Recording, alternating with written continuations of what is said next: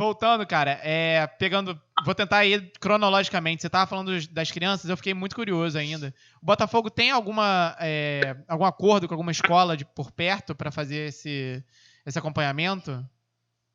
O do Botafogo, na verdade, a assistência social faz com as escolas municipais, né? A gente tem algumas escolas próximas que tem uma facilitação para poder arrumar essas vagas, principalmente quem vem de fora do país, de fora do estado. Tem aí, agora tem o japonês, o né? Botafogo contratando de fora agora no o fogão tá Sub-13. internacional. Mas a maioria dos clubes já tem. Flamengo tem, Vasco tem uma escola dentro do clube. Sim, Vasco é maneiríssima, né? Vasco é dentro do clube. Em São Januário mesmo. Muito legal, muito legal. Essa questão da escola dentro do clube tem coisas prós e tem algumas coisas contras. Por exemplo, o Ajax da Holanda, tudo bem que é uma outra realidade, uma cidade também completamente diferente, mas o Ajax ele tem parceria com 8 escolas, ele distribui todos os jogadores deles essas escolas, porque eles alegam por causa do convívio social. Quando você tem uma escola dentro do clube, você só convive com aquele ambiente das pessoas que pensam a mesma coisa. Cara, mas esses casos você não imagina acontecendo no Brasil, né? Teve um caso recente agora, não lembro exatamente qual foi o jogador, mas se eu não me engano era do Bayer Leverkusen, não lembro agora, um time alemão, que o cara ele estava inscrito na Champions, se não me engano era oitavas, um jogo de ida ou de volta, e ele foi afastado do time porque tinha o vestibular lá do país e ele não jogou. Foi o Leverkusen, não foi? Eu não sei qual foi o jogador agora. Aliás, eu nem sei se foi o Leverkusen. Enfim, foi um time alemão. E o moleque simplesmente assim... Pô, ele recebeu no Zap essa história? Ele não jogou. Tá repassando aqui. Fake news. Foi minha tia que mandou, sacanagem. Cara, o moleque deixou de jogar um jogo da Champions, tá ligado? Sim, sim. Pô, imagina a cabeça de um moleque no Brasil. Teve um caso parecido. Você tá afastado da Libertadores porque vai fazer Enem. Ele vai dar uma surtada, velho. Tá maluco, meu irmão? Eu vou pra Liberta, meu irmão. É guerra, pô. Aqui teve casos parecidos, jogos... Foi na América do Sul, não tenho certeza se foi no Brasil, de algum jogador que foi afastado porque seria pai pela primeira vez. E ele não participou de um jogo... Mas era um jogo qualquer, não era um jogo de Libertadores nem nada. E o treinador foi... Você lembra dessa história? Não, acho que não foi futebol, não, cara. Acho que foi basquete esse jogo. Oi? Continua aí que eu não tô lembrando, não. De repente eu lembro. De novo, também recebi no Zap, porque eu não lembro de quase nenhuma informação pra isso. Foi a minha tia que mandou também. Foi. Pra ele. Mas é mais ou menos essa história. O cara ia ser pai pela primeira vez, o atleta, e ele foi afastado. Isso. É possível. E aí o treinador foi questionado. Por que você deixou o cara sair e tal? E o cara falou, porque eu também sou pai. Parece uma coisa tão... Um dos momentos únicos da vida, eu não vou deixar o cara, né? Vai ficar no jogo com a cabeça em outro lugar. A gente não vai nem render, não vai render. A gente tende a desumanizar o jogador. Concorda com isso? A gente desumaniza muito. E na base, isso é mais cruel ainda, né? Eu ia entrar com isso aí. Eu ia fazer uma pergunta agora pra ele e comentar em cima disso aí. Você não vai fazer, não? Então, vou. Eu tô aproveitando o gancho. Ele disse que ia fazer a pergunta, pô. Não, eu tô aproveitando o gancho. Desistiu de fazer, pô. Então, a nossa conversa virou entrevista. Desculpa, eu sei que eu falei que não seria entrevista, mas porque é muita coisa maneira pra falar e a gente acaba... É por isso que eu falei que eu ia fazer uma pergunta e vai virar um comentário e tudo mais. Até o final do programa aqui, meu irmão, o Vitor Hugo tem umas histórias de Campo Grande que ele mencionou ali, que na moral, se ele não contar, velho, sério... eu já sei muito, eu quero saber da história da dominada absurda que tu deu e que todo mundo olhou e aplaudiu. Essa aí eu faço questão de contar daqui a pouco. Mas vamos lá, vai, Pedrão, manda ver. Nem lembro. Mas assim, você falou que a gente tem a visão de desumanizar o jogador, ter a visão do jogador como uma máquina, achar que o jogador tem que render com a máquina, né? Essa separação do homem... Uma besta enjaulada, ódio. Não, a própria... Você vê que é uma visão, é um elogio. Só um minuto, galera. Pode continuar. Sim. Você vê que hoje é visto como um elogio, você falar o Cristiano Ronaldo como o robozão. Sim. Né? É um elogio você fala quando o cara tá jogando muito bem, a gente fala que ele tá jogando como uma máquina. A gente tem essa desumanização. O ET. O ET, não é um ET. Também, né? Isso, exatamente. O Messi é visto como um ET. Essa desumanização é muito comum. E isso foi como você está falando, você dá uma visão muito legal para a base de humanizar eles e de conversar para eles sobre o futuro e sobre tudo mais. Eu presenciei muito, eu atuo como técnico de judô e eu acompanhava muito também o vôlei, que meu irmão jogava vôlei, na época eu estava na faculdade. E eu presenciei muito assim, isso no vôlei, eu vejo muito no judô, que é uma aplicação do lado do técnico, muito parecido com aquela metodologia militarista, de mecanização e de... Isso, exatamente. Agora, assim, onde eu quero chegar com isso? Na base... eu quero chegar em algum lugar com isso. Divagações de Pedro Lúcio. Não, cara, é porque o maluco vem, passa, vai, porra. Eu lembrei que... Aí... Eu só ri porque eu lembrei que na primeira vez, quando a gente testou... Lembra quando a gente testou a gravação com você? Que eu fui embora, Mano, cara, a ele... história. 40 minutos contando uma história que ninguém sabia do que se tratava o assunto principal. Não sei se você vai lembrar disso. Eu cheguei na Idade Média, não sei aonde. Gente, pra vocês que estão em casa, como a gente falou, a gente fez um teste antes com ele.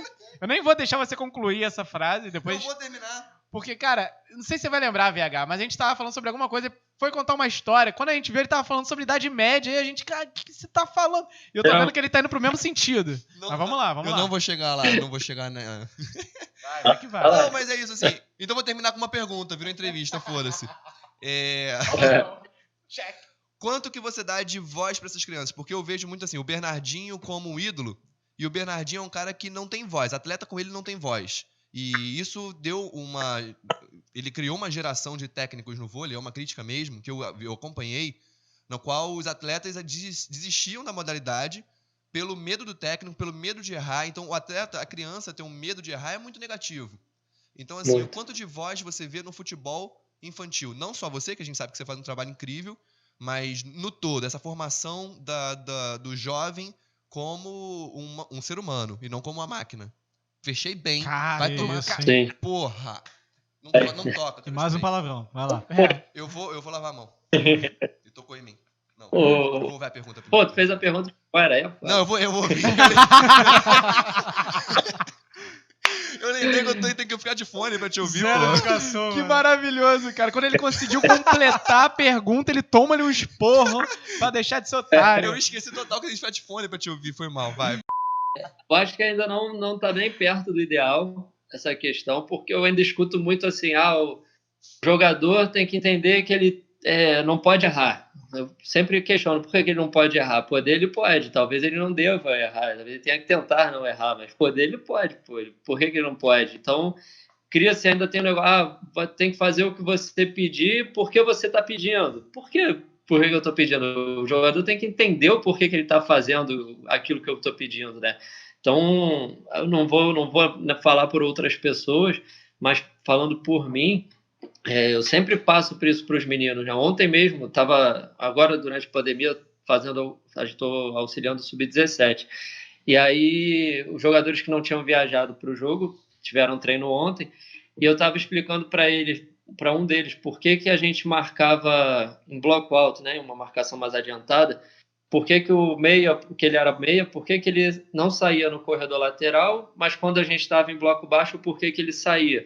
Eu podia simplesmente falar para ele, quando está em bloco alto você sai, quando está em bloco baixo você sai. Sim. Mas eu perguntei para ele, por que você acha que você não sai? E aí ele pensou, eu falei assim, vamos lá, se a gente está em bloco alto, eu tenho meu lateral também está adiantado, certo? Eu falei, certo, então você não precisa sair no corredor lateral. A gente está em bloco baixo, nosso lateral está em cima da linha, você vai ter que sair lá, porque o lateral está em cima da nossa linha. Ele, nunca tinha pensado sobre isso. Exatamente. Ou seja, ninguém nunca tinha passado para ele ainda que ele deve entender o porquê que ele está fazendo as ações do jogo, né? Isso também é lado humano. O jogador tem que entender o jogo. Porque na hora lá dentro do campo são eles que resolvem, não tem jeito. O máximo que você já aconteceu comigo. Assim, isso que você falou é perfeito, porque assim, ele tem que ter um leque de informações, ele tem que saber como funciona aquele sistema, para ele poder, a partir daí, tomar as próprias decisões. Acontece muito que eu tenho um atleta, o menino, ele é muito bom, e assim, ele é aquele menino que você manda ele fazer, ele executa. Só que às vezes eu falo assim, eu dou um monte de informação pra ele vai entrar pra lutar, eu falo, olha só, você vai pegar assim, você vai entrar por aqui, que chega na hora da luta, às vezes ele não faz nada do que eu mandei, e funciona, porque ele fala assim, se ele não soubesse aquilo que eu falei, ele não teria oportunidade de criar a própria expressão dele. Sim. Entendeu? Aí ele vira e fala assim, não fiz nada que você falou, não. Eu falei, ótimo, tá bom assim, continua. Solução de problema é também um conteúdo que a gente pode explorar na educação física escolar mesmo, né? Sim. A gente tenta, né? A gente tenta, e assim, um aluno que fez uma boa educação física, não aquela só rola bola, que a gente critica tanto aqui, ele provavelmente vai saber isso já quando ele chegar pra você, por exemplo, ali com 14 anos, 15 anos na base, porque 13 eu acho que não, a gente ainda não trabalha tanto isso na escola. Mas com 14, 15 anos ele já vai ter tido isso na educação física, na escolar, e ele já vai questionar você sobre isso. Ele não vai falar só, baixar a cabeça e falar, tá bom, vou fazer. Eu vou te falar, Diego, assim, meu treino eu dou muita liberdade para os meninos. A gente tem uma ideia de como a gente quer jogar, do que a gente quer fazer, que é uma ideia minha, claro. Uhum. E aí eu vou construindo com eles, né, o porquê que a gente vai ter tal ação em tal parte do jogo, em tal zona do campo. E já mudei regras de treino por pedido deles. Eu botei uma regra de treino, o treino não estava acontecendo do jeito que eu queria, eu parei o treino e perguntei para eles, por que vocês acham que não está dando certo dessa forma? Aí um deles lá falou, tinha uma divisão lá de espaço, né? A divisão está muito perto, então quando eu recebo a bola, eu não estou ainda com tempo para poder achar o outro companheiro lá atrás das linhas. Então vamos mudar a regra, porque a culpa é minha, porque eu não soube enxergar que ele estava tendo essa dificuldade. Eu achei que era erro dele, pô. O moleque não é bom, tá mal, tá ruim. Na verdade, era só porque o treino era muito complexo para ele. Então não dava tempo dele fazer as associações, né? Sim. Então mudei o treino, mudei a regra. Cara, você dá o estímulo correto, né? Às vezes você dá dando um estímulo um pouco a mais, você desestimula o cara e não entende. Você dá um passinho atrás, aí ele vai entender e vai poder... E a humildade do professor de entender que às vezes ele tá errado também, né? Total.